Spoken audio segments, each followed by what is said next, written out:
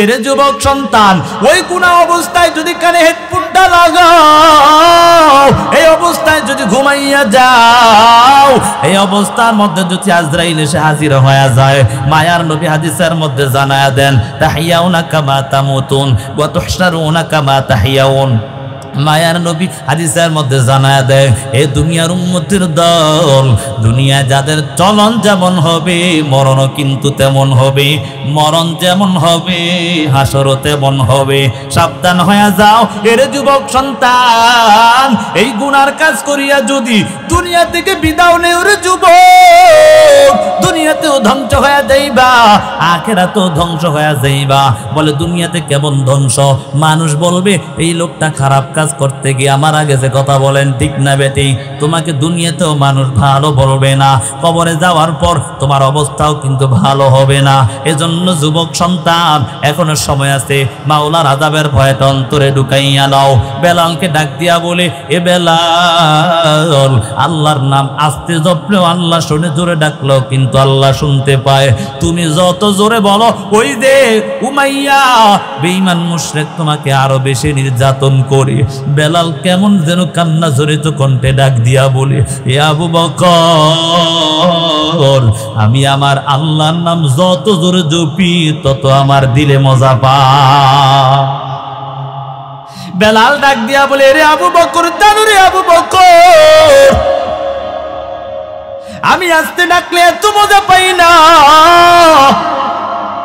আমার আল্লাহকে আমি যত জোরে জোরে ডাকি তত বেশি মজা আমি পাই। আবু বকর ডাক দিয়া বলে, বেলাল, তোমাকে যেই নির্যাতন করে এটা দেখে সহ্য হচ্ছে না। বেলাল বলে, হে আবু বকর, আমি তো তাকাইয়া দেখি এই দুনিয়ার আযাব আমার কাছে কিছুই মনে হয় না, যত বেশি আমাকে নির্যাতন করে আমার মালিক আমার সামনে তত বেশি জান্নাতটা আগায়া দেয়। সুবহানাল্লাহ। বেলালের কেমন ঈমান জানোর যুবক, সাহাবায়ে কেরামের কেমন ঈমান, যেই বেলালকে এত নির্যাতন করেছে যুবক সন্তান, জিহ্বার মধ্যে পর্যন্ত আঘাত করেছে, যার কারণে বেলাল আশহাদু আন্না মুহাম্মাদার রাসূলুল্লাহ পুরো সুন্দর করে বলতে পারতেন না, তুতলায়া তুতলায়া বলতেন। এই জন্য মাঝে মাঝে অন্যান্য সাহাবায়ে কেরাম বলতেন, ইয়া রাসূলুল্লাহ, আপনি বেলালকে মুয়াজ্জিন বাদ দিয়া অন্য কাউকে আপনি মুয়াজ্জিন বানায়া দেন, একদিন বানাইয়া ফজরের আযান দেন। ওই দিন আর কখনো ফজরের সময় হচ্ছে না, কেমন যেন সূর্য উঠতেছে না। জিবরাইল আমিন হাজির হয়ে গেল। জিবরাইল ডাক দিয়া বলে, ইয়া রাসূলুল্লাহ, ইয়া হাবিবাল্লাহ, আপনি কি আজকে ফজরের আযান দেওয়ান নাই বেলালকে দিয়া? কারণ এখনো তো আযান হচ্ছে না। বলে, আযান তো হচ্ছে কিন্তু বেলালকে দিয়া দেওয়া হয় না। জিবরাইল ডাক দিয়া বলে, ওই আযান আমার আল্লাহর আরশ পর্যন্ত এখনো পৌঁছায় না। কেমন সাহাবী বেলাল তানুর যুবক, আজকে তোমার ঈমানটা কেমন হয়ে গেল? মায়ার নবী যখন কালেমার দাওয়াত গুরু বেঈমানদের কাছে দিতে লাগলো, আবু লাহাব, আবু জাহেল, উতবা, সাইবা তারা নবীর বিরুদ্ধে চক্রান্ত শুরু করে দিলেন। নবীর বিরুদ্ধে এমন ভাবে চক্রান্ত শুরু করে দিল, যেই নবীকে আল আমিন বলতো, যেই নবীকে খুব বিশ্বাস করত, এমনও মাঝে মাঝে বলতো মায়ার নবী যদি বলতেন পাহাড়ের ওই পাশ থেকে শত্রু আসতো সেটাকে তোমরা বিশ্বাস করবা কিনা? সবাই এক বাক্যে বলেছে, হে মুহাম্মদ, তুমি কোনোদিন মিথ্যা কথা বলো নাই, তাহলে আমরা অবশ্যই তোমার কথাটাই বিশ্বাস করে নিব। সেই নবীকে আবার কেমন ভাবে ওই বেঈমানরা এত নির্যাতন করেছে। মায়ার নবী কত নির্যাতন সহ্য করেছিল যুবক সন্তান জানো? ওই যে তায়েফের জমিনে মায়ার নবী যখন কোরআনের দাওয়াত দেয়, ওই তায়েফের বেঈমানরা মায়ার নবীর উপর এত নির্যাতন শুরু করে দিল। মায়ার নবীর উপর নির্যাতন করতে করতে মায়ার নবী মাঝে মাঝে বেহুশ জমিনের মধ্যে পড়ে যাইতেন। আমার আল্লাহ আর এই নির্যাতন দেখিয়া সহ্য করতে পারে না। আল্লাহ জিব্রাইলকে পাঠায় দেয়, এরে জিব্রাইল যা যা, আমার হাবিব যদি বলে জমিটাকে আমি উল্টা উল্টায়া দিব। জিবরাইল আমিন আসিয়া বলে, হে পয়গম্বর, আপনি যদি বলেন আমি আল্লাহর আদেশে জমিনটাকে উল্টায়া দিব, কারণ আপনার উপর এত নির্যাতন আবার আল্লাহ সহ্য করতে পারে না। মায়ার নবী ডাক দিয়া বলে, হে জিবরাইল, না না, আমি নবী তো দুনিয়ার জমিনে গজব হিসাবে আসি না। ওয়ামা আরসালনাকা ইল্লা রাহমাতাল লিল আলামিন। ওয়াল্লাইলি ইযা সাজা, রাতের নিজুম রাতের কসম আল্লাহ করেছেন। যারা দুনিয়াদার তাদের জন্য সময়টা খুব মূল্যায়ন, যারা দিনদার তাদের জন্য সময়টা খুব মূল্যবান। বলে রাত্র যত গভীর হয়, যারা দিনদার তাদের জন্য রাত্রটা যত গভীর হয়, আমার আল্লাহর সাথে সম্পর্ক তত বেশি হয়ে যায়, ঠিক না? রাত্র গভীর হয়ে যায়, রাত্র গভীরে তাহাজ্জুদ নামাজ পড়িয়া আল্লাহর সাথে কথা বলা আরম্ভ করে দেয়। অতীব গভীর হয় রজনী যখন, নীরবে প্রভুর নাম জপিয়া তখন। প্রভুর করুণা যদি পাইবার চাও, প্রভুর করুণা যদি পাইবার চাও, গভীর রাতে উঠে প্রভুর গুণগান গাও, ঠিক না? আল্লাহর সাথে সম্পর্ক যদি করতে পারো রে যুবক সন্তান, তোমার দামটা আমার আল্লাহ দুনিয়াতেও বাড়িয়ে দিবে, আল্লাহ তাআলা আখিরাতেও তোমার দামটাকে আল্লাহ বাড়িয়ে দিবে। এর যুবক সন্তান, আজকে কত রকমের অন্যায় করিয়া গুনার মধ্যে লিপ্ত হয়ে গেলা। ও যুবক সন্তান, একটাবারও কি চিন্তা করলা না আমার আল্লাহর কাছে কিন্তু একবার তোমার হাজিরা দিতে হবে? কথা বলেন ঠিক না বেটি? এই দুনিয়ায় কেউ চিরকাল থাকতে পারবে না, কথা বলেন ঠিক না বেটি? আমার পূর্বপুরুষ যারা ছিল তারাও কিন্তু দুনিয়া থেকে বিদায় নিয়ে চলে গেল। এর যুবক সন্তান, তুমিও একদিন আমিও একদিন বিদায় নিতে হবে, কেউ চিরকাল থাকতে পারবা না। কি নিয়া কবরে যাইবা, কি করতেছে একটু চিন্তা করো রে যুবক সন্তান। এই দুনিয়াতে কয়দিন বাঁচবা, কত রকমের বাহাদুর এই দুনিয়ার জমিনে ছিল, কথা বলেন ঠিক না বেটি? এক একদিন আস্তে আস্তে সব বাহাদুর কবরে চলে গেল, কথা বলেন ঠিক না বেটি? যতই কর বাহাদুরি এই দুনিয়া নয় তোর বাড়ি, যেতে হবে সবই চারি, যেতে হবে সবই সারি, কবর মাজার। না মানলি পারমান রে তুই, না মানলি কোরআন, না মানলি পারমান রে তুই, না মানলি কোরআন। শিশু ছিলি জওয়ান হইলি,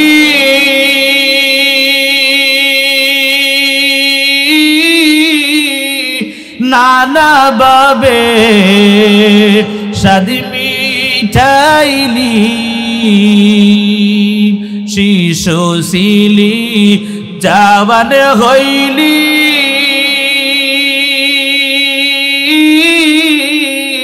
নানা বাবে সাদ মিঠাইলি। আল্লাহ রাসূল ভুলে রইলি, আল্লাহ রাসূল ভুলে রইলি, আসিয়া ভুবন।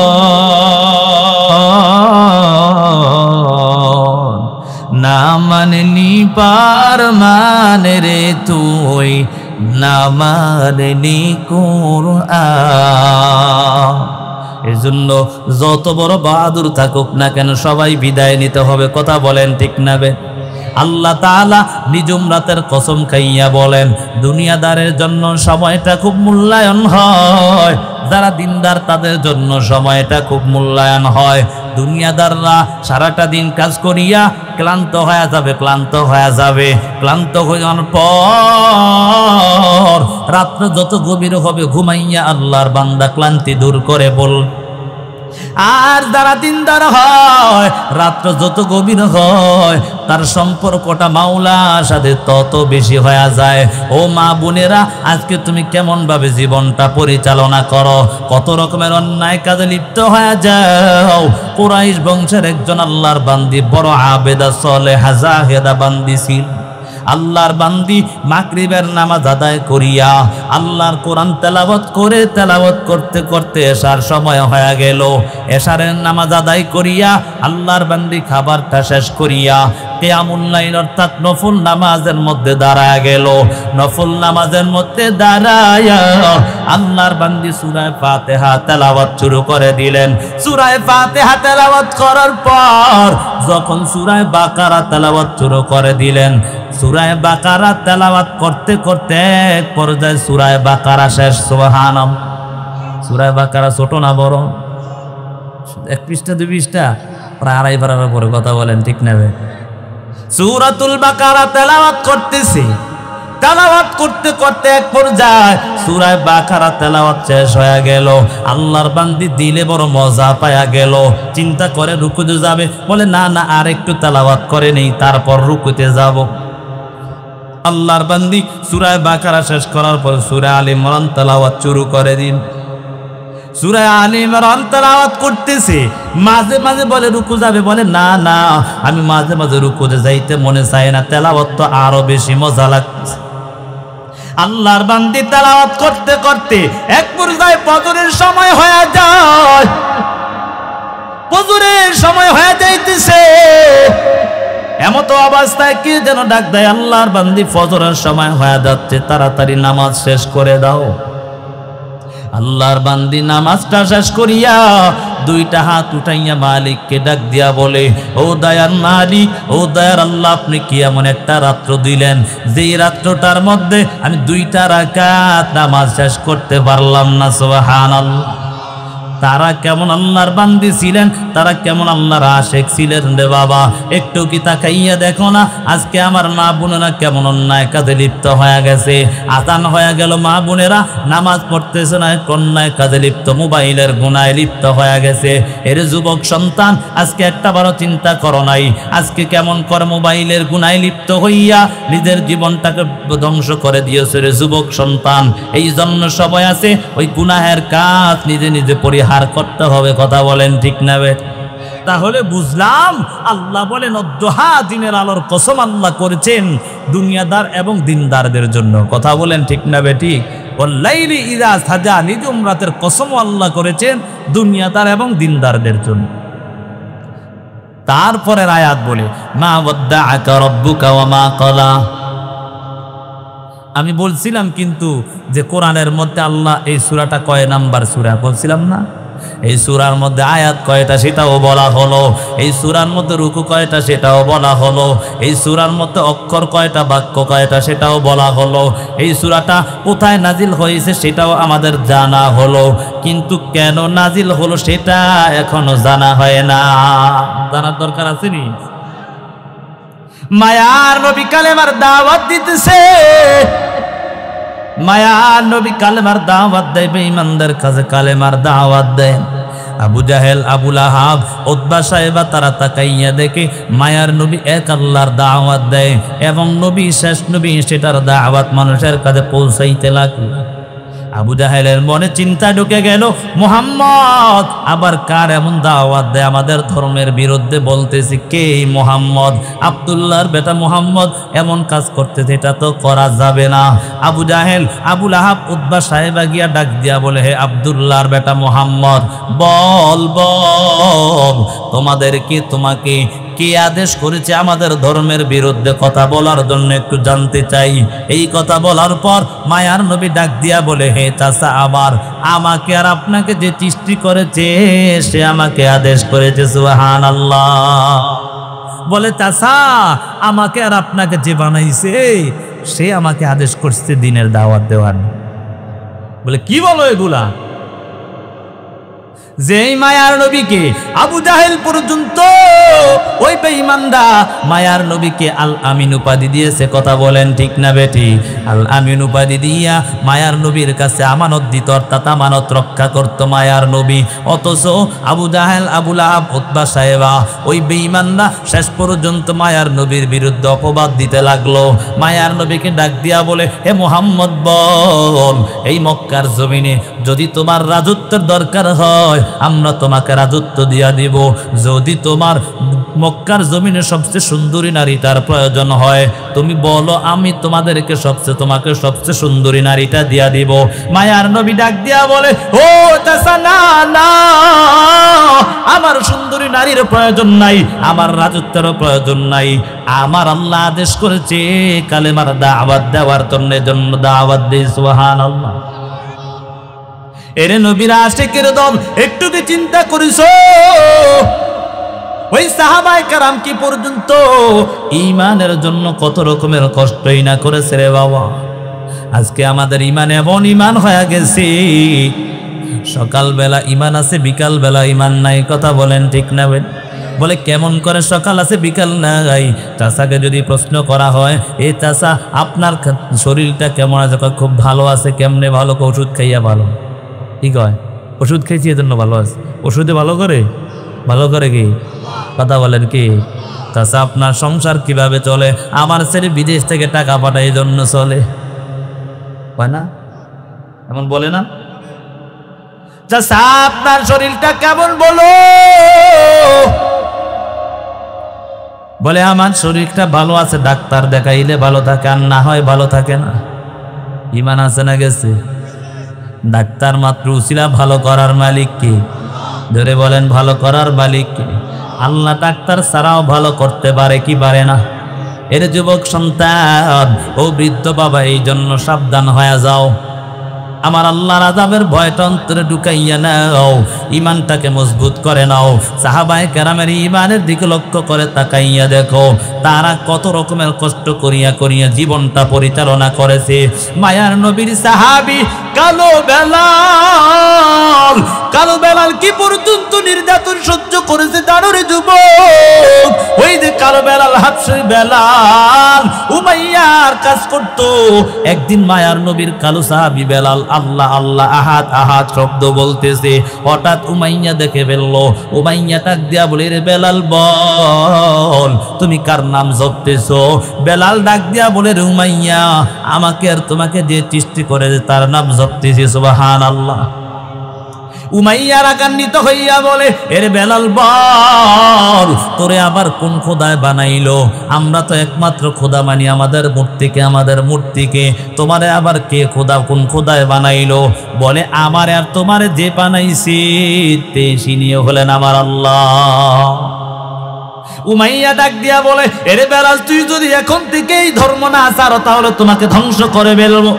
বেলাল ডাক দিয়া বলে, উমাইয়া, আমাকে মারো আর যা করো না কেন, ঈমান ছাড়তে রাজি না। বেলাল বলে, উমাইয়া, যত কিছুই করো না কেন আমি ঈমান ছাড়ব না। এই কথা বলার পর মায়ার নবীর সাহাবী কালো বেলাল, হাবশী বেলাল, এই কথা বলার পর উমাইয়া রাগান্বিত হয়ে গেল। তার লোকজনকে নিয়ে বলল, তাড়াতাড়ি বেলালকে বাঁধো।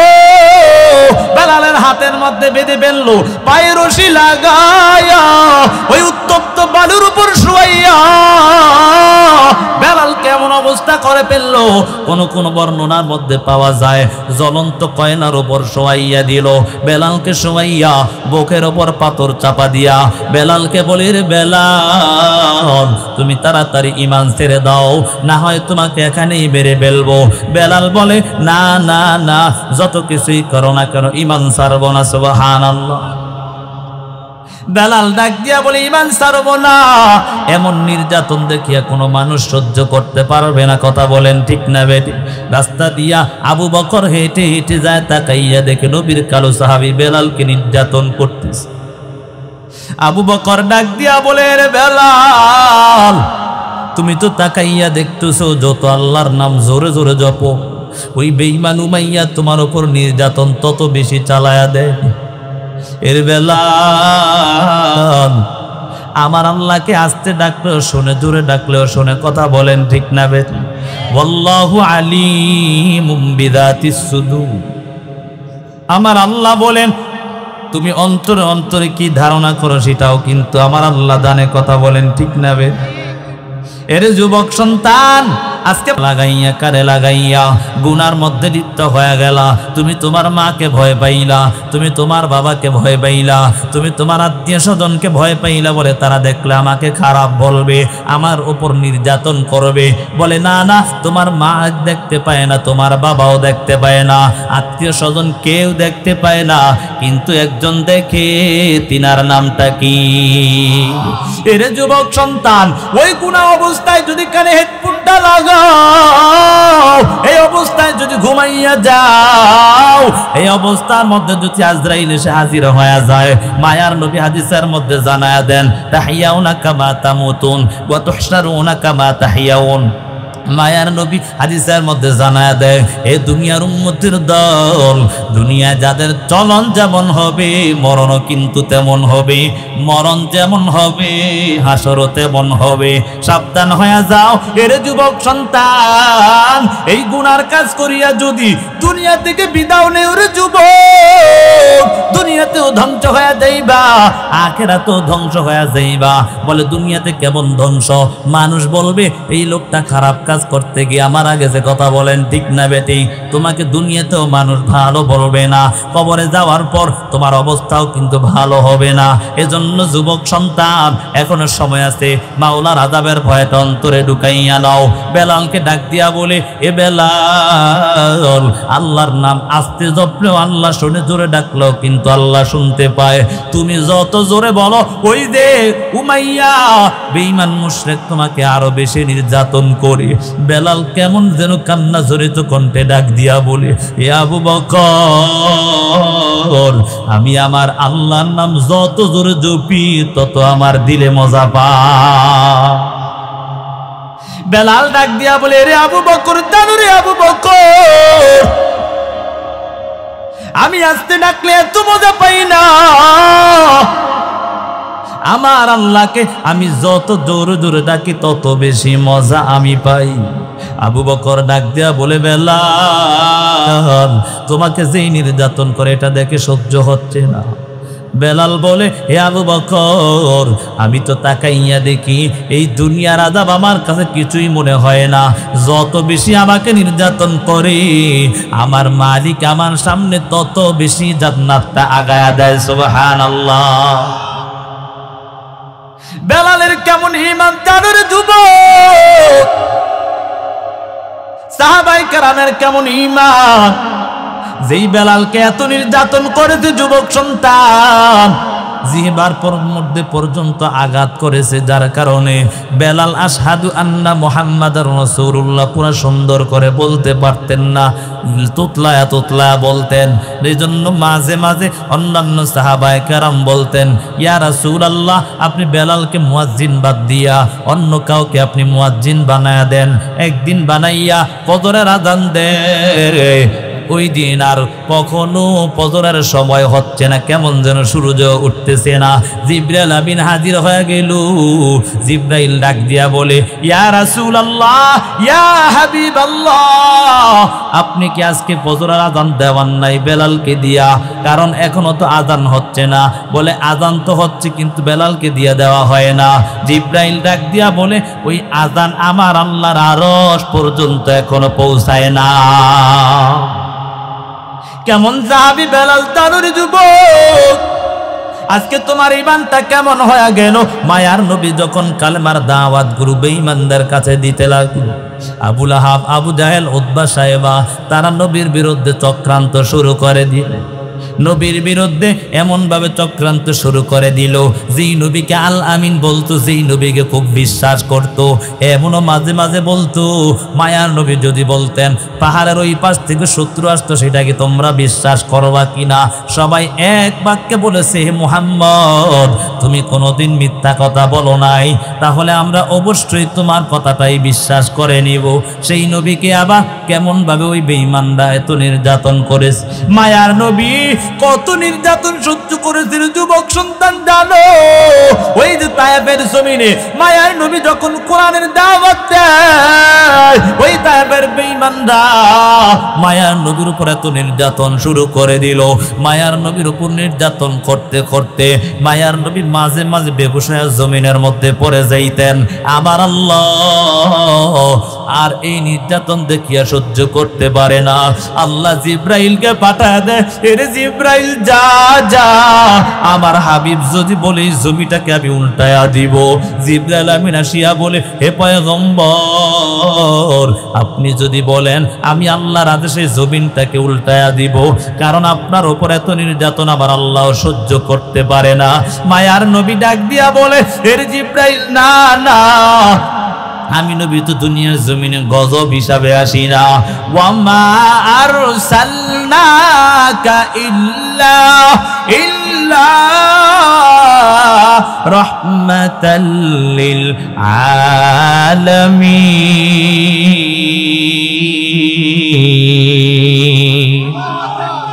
আল্লাহ বলেন, আমি আল্লাহ আমার নবীকে দুনিয়ার জমিনে রহমত হিসাবে পাঠাইছি। কথা বলেন ঠিক না বেটি?